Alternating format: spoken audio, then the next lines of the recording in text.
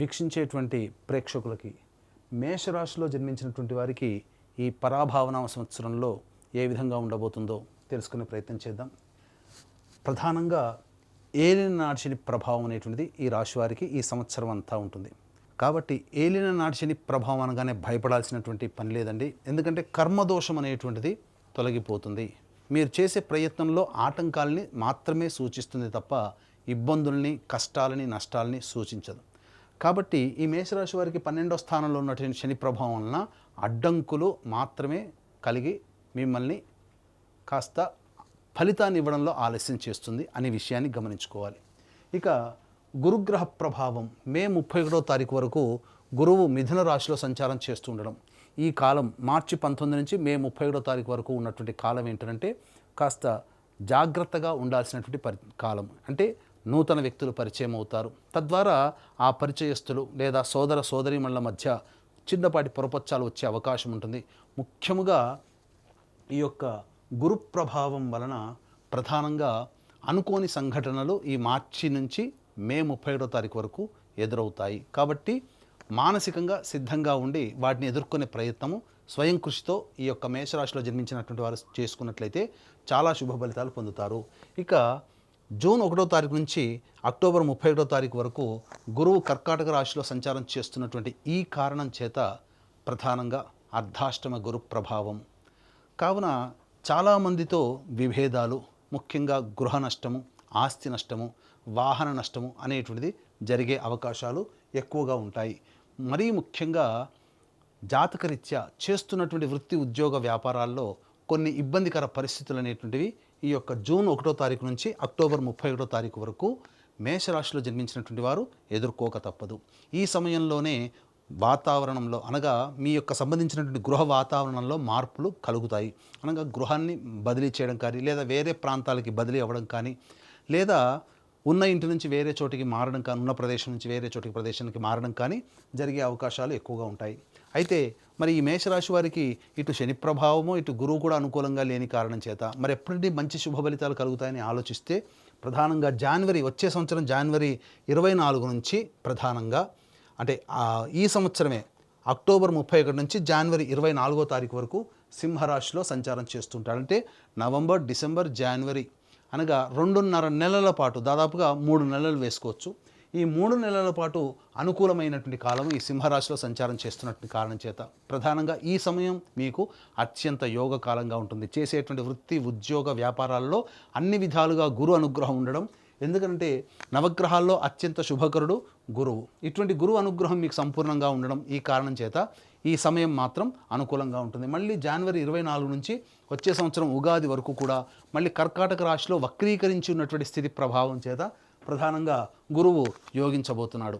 అంటే ప్రధానంగా ఒక సంవత్సరంలో 6 నెలల పాటు అనుకూలంగా ఉండకపోవడం, మిగతా 6 నెలల పాటు అనుకూలంగా ఉండడం ఈ యొక్క మేషరాశిలో జన్మించినటువంటి వారికి గురుగ్రహ ప్రభావం కలుగుతుంది. ఇక డిసెంబర్ 5వ తారీఖు వరకు కూడా కేతువు యోగాన్ని కలగచేస్తూ ఉంటే డిసెంబర్ 5 తర్వాత కేతువు అవయోగాన్ని కలగచేస్తాడు. అలాగే రాహు ప్రభావం కనుక చూసుకున్నట్లయితే ఈ యొక్క రాహువు డిసెంబర్ 5 వరకు కూడాను యోగాన్ని కలగచేస్తూ ఉంటే డిసెంబర్ 5 తర్వాత రాహు కూడా అనుకూలంగా ఉండకపోవడం. ఈ కారణం చేత ఒక్క గురువు అనుకూలంగా లేకపోయినా, మిగతా గ్రహాల యొక్క శని అనుకూలంగా లేకపోయినా, మిగతా రాహుకేతు గ్రహాల ప్రభావము అనుకూలంగా ఉండడం చాలా మంచి శుభ పరిణామము ఈ మేషరాశిలో జన్మించినటువంటి వారికి ఉంటుంది అని చెప్పవచ్చు. అయితే ప్రధానంగా ఉద్యోగార్థులకి ఎలా ఉండబోతుంది, నిరుద్యోగస్తులు అంటే ఉద్యోగస్తులు ఎప్పుడు నిరుద్యోగస్తులకి ఉద్యోగం ఎప్పుడు లభిస్తుంది, అలాగే ఉన్న ఉద్యోగంలో ప్రమోషన్స్ వస్తాయా, లేదా వేరే సంబంధించినటువంటి ఉద్యోగంలో ఎప్పుడు ప్రయత్నం చేయాలి అని ఆశించేటువంటి ప్రేక్షకుల్లో మేషరాశిలో జన్మించినటువంటి వారు చాలామంది ఉంటారు. అయితే ప్రధానంగా గమనించాల్సినటువంటిది ఈ యొక్క ఉగాది సందర్భంగా నవగ్రహాల యొక్క అనుగ్రహం 12 రాశుల వారికి ఉండాలి.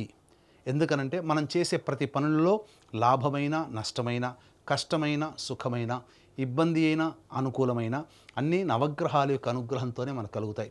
కాబట్టి కష్టాలను ఎదుర్కొనే ధైర్యము, యోగాల్ని అనుభవించే యోగ్యత ఇవన్నీ కూడా మనకు కలగాలంటే నవగ్రహాల యొక్క అనుగ్రహం కావాలి. ఇట్టి నవగ్రహాల యొక్క అనుగ్రహం కోసం ఏప్రిల్ 1వ తారీఖు చైత్ర పౌర్ణమి మరియు అతి శీఘ్రముగా ఫలితాలనిచ్చే ఉన్న 3 నక్షత్రాలలో ఒకటైనటువంటి హస్త నక్షత్రం రోజున సాయంకాలం ప్రదోషకాల సమయంలో మీ జాతకరీత్యా కలుగు అన్ని రకాల సమస్యల నివారణకి సర్వదోష నివారణ పూజలు హోమాలలో భాగంగా నవగ్రహ పాశుపత హోమము మరియు ఆరోగ్యం కోసం మృత్యుంజయ హోమము, అలాగే సర్వకార్య జయసిద్ధికి సుదర్శన హోమము, సర్వశాంతికి రుద్ర హోమము, అనుకూల దాంపత్యము, వివాహము, ఆర్థిక ఉద్యోగ అభివృద్ధి కోసం లక్ష్మీ మూలమంత్ర సంప్రతి లక్ష్మీ సూక్త హోమాలు జరిపించి శక్తిపాతము చేసినటువంటి కరుంగలి మాల ఇవ్వడం జరుగుతుంది. కాబట్టి ఈ కార్యక్రమంలో పాల్గొనదలిచిన వాళ్ళు స్క్రీన్పై కనిపిస్తున్నటువంటి నెంబర్కి కాంటాక్ట్ చేసి మ్యాక్సిమం ఏప్రిల్ 1వ తారీఖు రోజున మధ్యాహ్నం 3 గంటల లోపల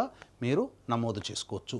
ఇక వివరాల్లోకి వెళ్ళినట్లయితే ఏ సమయంలో మనకు ప్రధానంగా ఈ సంబంధించినటువంటి స్థితిగతులు అనేటువంటివి మనకు యోగిస్తాయి అనేటువంటి విషయాన్ని మనం గమనించుకోవచ్చు. ఉద్యోగస్తులకి ఎప్పుడు వేరే సంస్థల్లో ప్రయత్నం చేస్తే బాగుంటుంది, లేదా ఉన్న సంస్థల్లో ప్రమోషన్స్కి ఎప్పుడు ప్రయత్నం చేసుకుంటే బాగుంటుంది, ఎప్పుడు లభిస్తుంది, అలాగే నిరుద్యోగస్తులకి ఉద్యోగం ఎప్పుడు బాగుంటుంది అనే విషయాల గురించి క్లుప్తంగా తెలియజేసుకునే ప్రయత్నం చేద్దాం. ఈ మేషరాశిలో జన్మించినటువంటి వారికి 15 జూన్ నుంచి 16 జూలై మధ్యకాలంలో అనుకూలమైనటువంటి కాలము.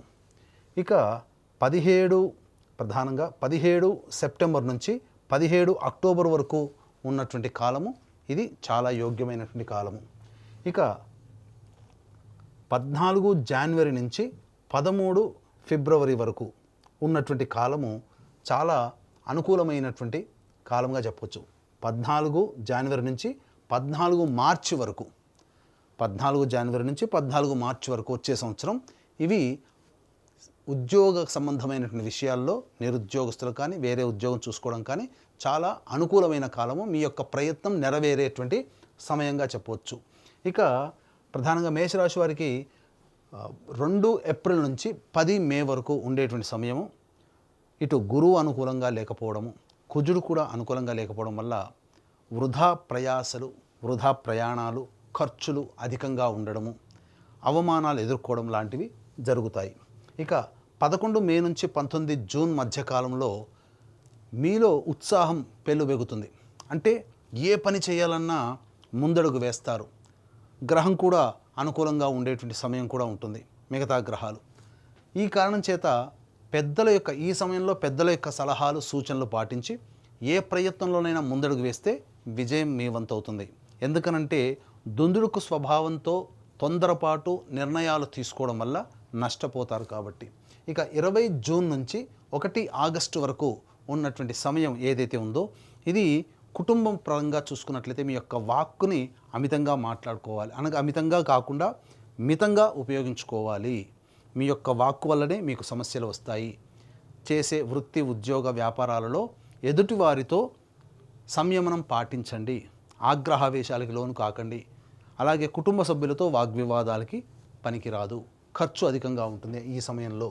1 ఆగస్టు నుంచి 17 సెప్టెంబర్ ఈ మధ్యకాలంలో ఏదైతే సమయం ఉందో ఇది అన్ని విధాలుగా సహాయ సహకారాలు ఇతరుల నుంచి పొందుతారు. అలాగే చేస్తున్నటువంటి వృత్తి ఉద్యోగ వ్యాపారాల్లో మీరు ఆశించిన దానికంటే ఎక్కువగా అభివృద్ధిని పొందుతారని చెప్పవచ్చు. న్యాయ సంబంధమైనటువంటి విషయాల్లో మీదే పైచేయి సాధిస్తారు.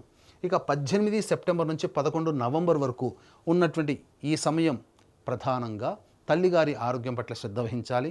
వాహనాన్ని నడిపేటప్పుడు జాగ్రత్తలు పాటించాలి. ముఖ్యంగా విభేదాలు, దంపతులతో మధ్య ఉన్నటువంటి విభేదాలు ఏర్పడడం కానీ, భాగస్వాముల మధ్య విభేదాలు ఏర్పడడం కానీ జరిగే అవకాశాలు ఈ మేషరాశి వారికి ఎక్కువగా ఉన్నాయి. ముఖ్యంగా మిమ్మల్ని మీరు తక్కువగా అంచనా వేసుకోవడం వల్ల లేని సమస్యల్ని మీరు కొని తెచ్చుకున్న వాళ్ళు అవుతారు. ఇక 12 నవంబర్ నుంచి 8 మార్చి వరకు ఉన్నటువంటి కాలము ఇది కుజస్తంభన సంబంధించినటువంటి ఈ సమయంలో ప్రధానంగా జాగ్రత్తలు అనేటువంటివి పాటించాలి. ఈ సందర్భంగా మీరు గనక ప్రయత్నం ఈ విధంగా చెప్పినటువంటి సమయంలో కనుక చేసుకున్నట్లయితే ఉద్యోగస్తులకు కానీ ఇంటా బయట వ్యక్తిగతంగా కానీ మీకు అన్ని విధాలుగా ప్రోత్సాహంగా బాగుంటాయి. ఇక ఈ మేషరాశిలో జన్మించినటువంటి వారు ప్రధానంగా చూసుకున్నట్లయితే మీకు రాజకీయ రంగంలో ఉన్నటువంటి వాళ్ళకి మీకు అంతంత మాత్రముగానే ఫలితాలు కలుగుతాయి. అధికారులు లేదా పార్టీ పెద్దల యొక్క అండదండలు అంతగా లభించకపోవడము, అలాగే ఏదైనా పదవి కోసం ఏదైనా పోటీలలో మీరు నిలబడ్డ ఖర్చులు అధికంగా ఉండడం, ఆశించిన మేర ఫలితం రాకపోవడం, ఈ కారణం చేత కొంత నిరుత్సాహానికి గురే అవకాశం ఉంటుంది. కాబట్టి సంయమనం పాటిస్తూ ఇప్పుడున్నటువంటి సమయం అనుకూలంగా లేని కారణం చేత భవిష్యత్తు ఆశాజనకంగా ఉంటుందనే ఉద్దేశంతో భవిష్యత్తులో మీరు మార్గాన్ని ఏర్పాటు చేసుకోండి. గ్రహాలు అనుకూలంగా ఉంటాయి. ఈ సంవత్సరం వరకు సాధారణంగా ఉంటుంది. ఇక విద్యార్థులకి గురుబలం అనుకూలంగా ఉండడం, పరీక్షలలో ఉత్తీర్ణత శాతము చక్కగానే ఉంటుంది. ముఖ్యంగా విదేశీ యానానికి సంబంధించి ఏ ప్రయత్నం అయితే చేస్తుంటారో ఆ విదేశీ విద్యకి అనుకూలంగా ఉంటుంది. విదేశంలో స్థిరపడినటువంటి వాళ్ళకి మే 31వ తారీఖు వరకు ఉన్నటువంటి వాళ్ళకి వీసాలు శాంక్షన్ అవ్వడం కానీ, లేకపోతే అక్కడ స్థిర నివాసానికి సంబంధించినటువంటి ఏర్పాట్లలో మీరు విజయాన్ని పొందడం కానీ జరుగుతుందని చెప్పవచ్చు. ఇక సినీ కళారంగంలో ఉన్నటువంటి వాళ్ళు ఎలక్ట్రానిక్ ఫ్రేమ్స్ అనగా printing and electronic media, social media రంగంలో ఉన్నటువంటి వారికి సాధారణ స్థాయి ఫలితాలు అనేటువంటివి ఉంటాయి. ఆశించి భంగపడడం కంటే మీ వంతు ప్రయత్నం మీరు చేసుకుంటూ ఉండడమే చాలా మేలనేటువంటి విషయాన్ని గమనించాలి.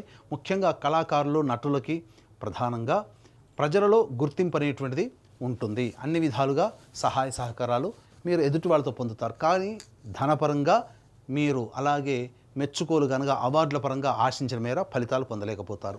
ఇక ముఖ్యంగా ఈ యొక్క మేషరాశిలో జన్మించినటువంటి రైతులు ఎవరైతే ఉన్నారో సాధారణ పంటలు వేసుకోవడమే చాలా మంచిది అని గమనించుకోవాలి. ఆశతో మనకు అలవాటు లేని పంటలు వేసుకోవడం ద్వారా నష్టపోతారు. కౌలుదారులకి సాధారణంగానే నష్టస్థితిలో ఉంటారని గమనించాలి. ఇక మొదటి పంట అద్భుతంగా మీకు యోగదాయకంగా ఉంటుంది. రెండవ పంట సాధారణమైనటువంటి ఫలితాన్ని పొందుతారని చెప్పవచ్చు. ఇక క్రీడా రంగంలో ఉన్నటువంటి వాళ్ళకి ప్రధానంగా ఈ సంబంధించినటువంటి 12 నవంబర్ నుంచి అద్భుతమైనటువంటి ప్రతిభని కనబరచడం ద్వారా మీరు అంతర్జాతీయంగా పేరు ప్రఖ్యాతులు పొందే అవకాశాలు ఈ యొక్క మేషరాశిలో జన్మించినటువంటి వారికి ఉండబోతుంది. ముఖ్యంగా ఈ యొక్క మేషరాశిలో జన్మించినటువంటి వాళ్ళు ఇతరులతో వాగ్వివాదాలు పెట్టుకోకుండా ఈ సంవత్సరం మీరు మితమైనటువంటి వ్యవహారంతో ముందడుగు వేస్తేనే ఫలితాలు చక్కబెట్టుకుంటాయని చెప్పవచ్చు. ఇక ఈ రాశిలో జన్మించినటువంటి స్త్రీలు ముఖ్యంగా గతం కంటే కొంత పరాభవాలు ఎదుర్కొనే అవకాశము గోచరమవుతుంది. ముఖ్యంగా గ్రహ సంచారం అనుకూలంగా లేని కారణం చేత గృహంలో ఆస్తి నష్టము, అలాగే వస్తువులు దొంగలించబడడం లాంటివి జరుగుతాయి. ఇంతకుముందు మీరు అప్పుగా ఎవరికైతే ఇస్తారో వాళ్ళు ముఖం చాటేయడం, తద్వారా కొంత ధన నష్టం కూడా జరిగే అవకాశం ఉంటుంది. ఉద్యోగం చేస్తున్నటువంటి మహిళలకైతే అలసటతో కూడుకున్నటువంటి, శ్రమతో కూడుకున్నటువంటి జీవన విధానం ఈ పరాభవనామ సంవత్సరంలో ఉంటుందని గమనించాలి. వివాహం కాని అమ్మాయిలకి వివాహం అవుతుంది. సంతానము అనేటువంటిది మాత్రం తప్పకుండా మీకు ఈ సంబంధించినటువంటి అక్టోబర్ 31 నుంచి జనవరి 24 మధ్య కాలంలో సంతానాన్ని పొందే అవకాశము ఎక్కువగా గోచరమవుతుంది. అన్నిటికంటే ప్రధానంగా ఈ రాశిలో జన్మించినటువంటి స్త్రీ పురుషాదులకు ఎవరికైనా కానీ వివాహం అనేటువంటిది నిశ్చయం అవుతుంది. తద్వారా అనుకున్న మేర జీవిత భాగస్వామితో ఆనందంగా గడపడానికి భవిష్యత్తు మార్గం సుగమమవుతుంది. కాకపోతే ఒక్కడి గుర్తుపెట్టుకోండి, ఈ మేషరాశిలో జన్మించినటువంటి వారికి ఏలినాడు శని ప్రభావము, అలాగే గురువు స్వల్పంగా యోగించడము, రాహుకేతుల యొక్క అనుగ్రహం సామాన్యంగా ఉండడం, ఈ కారణం చేత ఆశించిన మేర కంటే మీరు శుభ ఫలితాలు తక్కువగానే పొందుతారు. కాబట్టి దైవానుగ్రహమే తప్పనిసరి.